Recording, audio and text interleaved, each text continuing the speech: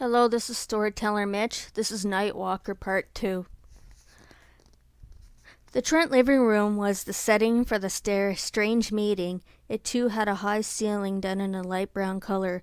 Like the study and the rest of the house, it was illuminated by dim lamplight, casting fancifully shadows over the dark paneled walls. The decor and furnishings seemed expensive enough, and it was clearly a case of Howard Trent indulging his taste for earlier eras and possibly better times. Not a breath of modernity stirred. There was no warmth in the room, no light, no life of personality. The ticking of the clocks had faded so that the deep silence reigned now. Not even the beauty of Irene Trent facing Barry Moreland up close could dispel the strange coldness and innate unfriendliness of the house. Barry Moreland studied her. She was indeed beautiful, a tall, slender woman with hidden robustness in all the proper places.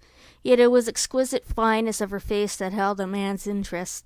The eyes were deeply, intelligently aware. The carriage of the head was almost queenly. She was dressed now, the silken bathrobe discarded for the tailored two-piece tweed suit that did something for her silver blonde hair, as well as her figure. She might have looked casually terrific save for the loose, unbrushed spill of her curls. "Nervous?" Irene Trent said low, motioning Barry to a chair. He stared at her, uncertainly. He tried to seem unperturbed.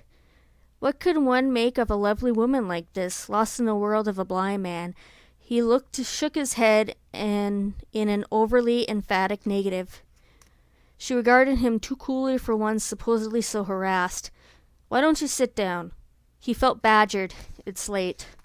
"Later than you think." He sat down anyway, taking a deep stuffed chair to one side of the marble inlaid coffee table. He watched her. He was moving around the room like a sensuous little cougar. Or was it pantherness? It didn't matter. She had extracted some cigarettes from the hammered silver box on the table. She offered one to Barry. He took it, groping for time to think. "Howard," she said suddenly, "thank you for not telling him that I was at the door listening." "You were? I never noticed."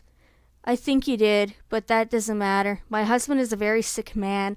I'm sure you realize that after his conversation with you. It's up to us to take care of him." Barry Moreland smiled wanly. "My job is to handle his legal interests, Mrs. Trent." Her eyes flashed. "And he pays you well for that, doesn't he?" They had both shown their fangs to each other momentarily. Barely was thrown off balance by the implication of the remark. But he was a lawyer, a good lawyer. He knew how to counterpunch. "Yes, Mrs. Trent, you married a very rich man." She exhaled cigarette smoke in the delicate cloud of blue. "Would you believe me if I told you that money wasn't the reason?" "No, I wouldn't." "Then believe what you please." She had crossed the long divan at right angles to the heart of the... Turn page. Okay. Living room.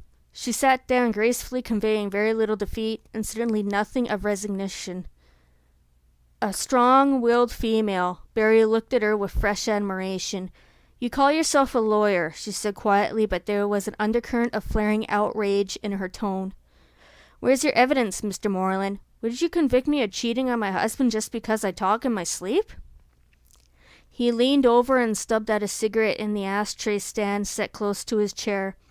"Who is the other man, Mrs. Trent?" She crossed her legs. Smooth, round knees gleamed in a fresh flash of exposure. Irene Trent laughed, a low, throaty, ironic laugh. "Don't you know? He told you himself. It's you, Barry. You're the other man. Two of us are having an affair." He half rose indignantly. "This is ridiculous, Mrs. Trent." "Is it? Howard doesn't think so. He knows you're the only man who comes here, the only man I ever see."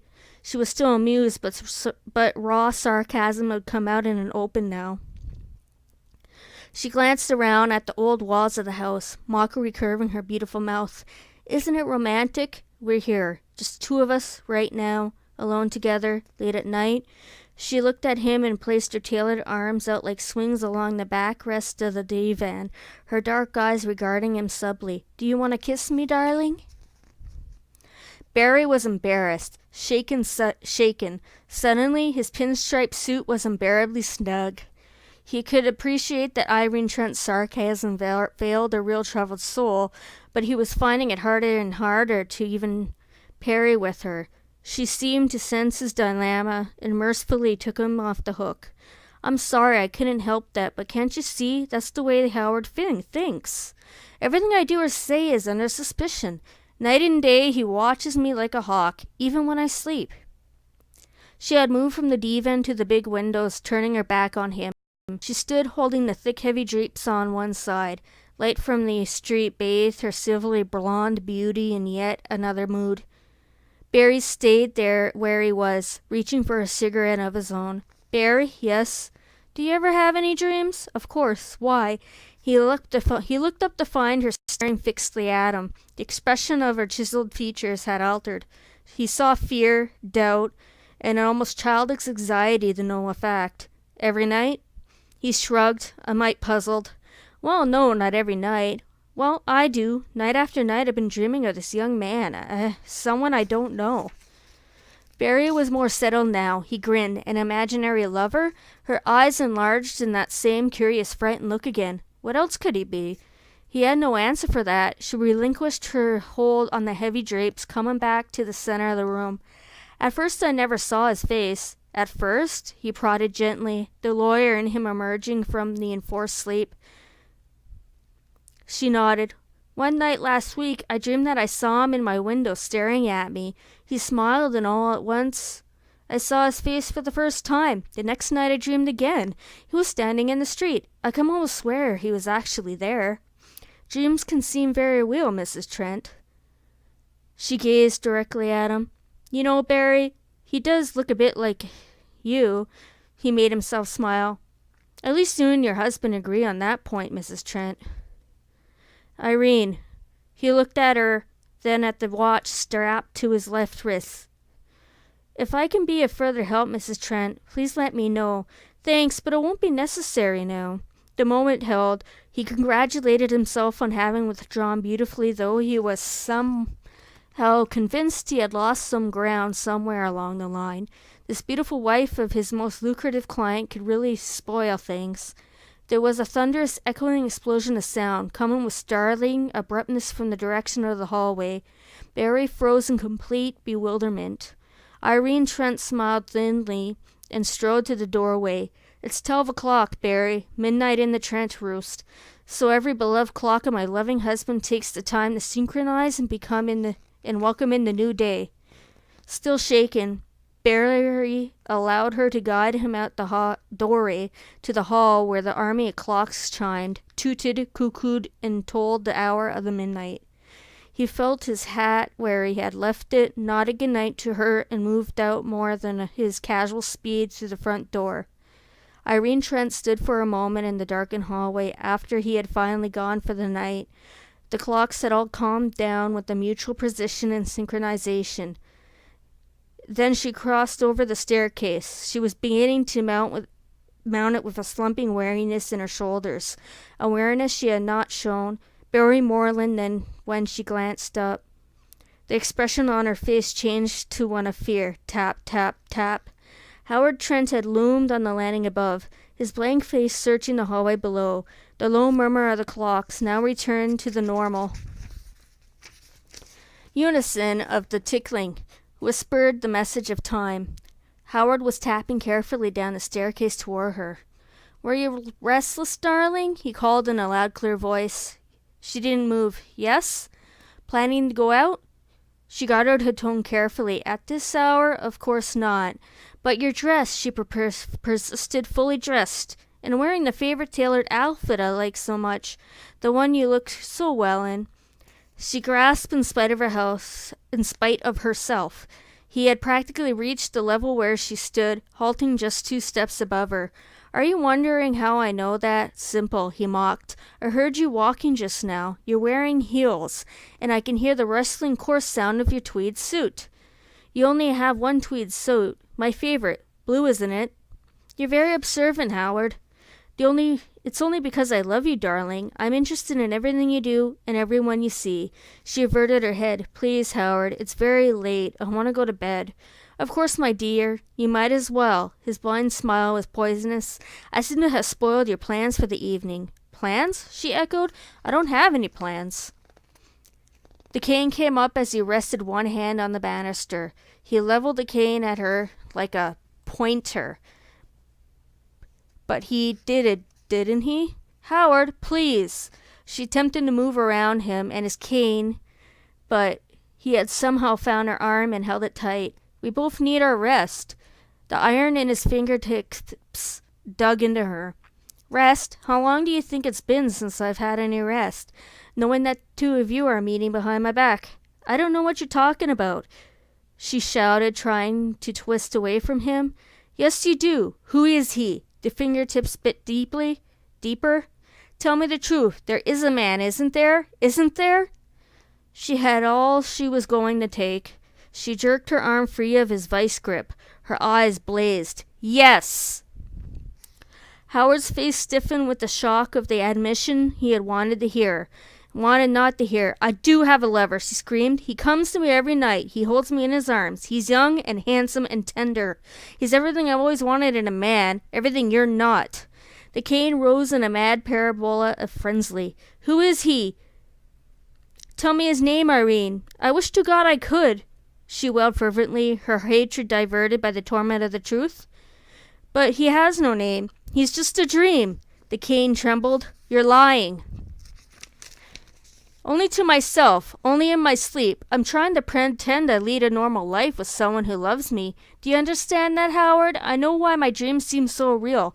I want them to be real, because when I'm awake, my life with you is a nightmare. The cane sawed the air. Tell me the truth. All right. She flung her answer into his blind face. Here's the truth. My lover is only a dream, but he's still more of a man than you, more of a man than you could ever be. The cane came down with a murderous swath of sound. Irene screamed and darted backwards. The heavy walking stick landed with a thud across the balustrade. Irene screamed again, whirling. She stumbled toward the front door, falling down in the hallway. Howard came rigidly all the way down the stairs, slashing repeatedly at the empty air between them. His face was a frozen stone of cold hatred. He reached the door just in time, feeling his mammoth rage closing in on her. Desperately, she pawed at the handle, got it open, and fell outside, slamming the barrier between herself and her blind husband. You! He continued to beat on the door with all the stored-up rage within him. The portal vibrated with the thunderous thwack, thwack, thwack of the cane. Inarticulate, strangled oaths of rage and whimpering sorrow punctuated every single blow on the door. And suddenly, almost as quickly as it had begun, Howard Trent's rage subsided. Had Irene been in the hallway with him instead of trembling in fear on the stone stoop beyond the door, he would have stopped too. Howard lowered his arm and turned slowly in direction of the stairs down which he had come with all the malice in his soul. The anger had drained from his face. The hurt pucker had left his cruel mouth. His sightless eyes held some new, far more terrible truth. He took a big, panting gulp of the hallway air, like some spent dog straining for oxygen after the breathless pursuit of an uncaught rabbit. There was a smell of burning in the hallway, that subtle, startling aura that brings with it danger, destruction, and sometimes death. Howard Trent was blind, yet he smelled the fire long before he knew it for the reality it was. Even as he turned and lumbered up the hallway in frantic, hurting strides, the cane tattooing the floor, darkening wisps and eddies of the smoke came stealing up from the upper landing. He reached the top of the stairs, probed with his cane, and lurched forward, tramping hurriedly. Unseen, thicker, darker smoke billowed toward him, engulfing him, swirling about his broad chest and shoulders. The fumes filled his nose and throat, choking him.